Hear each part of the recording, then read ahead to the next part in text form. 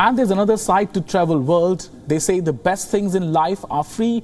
The air we breathe, water we drink, and the magnificent sights and sounds of our surroundings. But officials in Venice, in Italy, seem to disagree on this. Venice plans to impose an entry fee to city for people coming just for day trips. Venice has seen a surge in tourists after 2 years of COVID pandemic. On the Easter weekend, it saw a footfall of 120,000 people.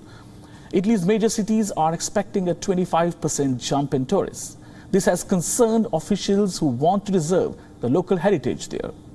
Venice saw its worst floods in more than 50 years in 2019. The surge of water caused about $1.04 billion worth of damage. It forced Italian government to ban large cruise ships in Venetian lagoons. Now authorities, they plan to stop a surge in visitors there. Authorities are planning to charge between $3.2 to $10.6 as an entry fee for day trippers. People in tourism industry, they are divided. Some hope that funds will be used to preserve the city and heritage. Others believe it is wrong to deny people chance to see the beauty of Venice.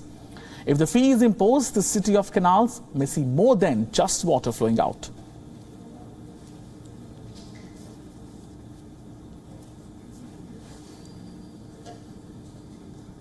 WION now available in your country. Download the app and get all the news on the move.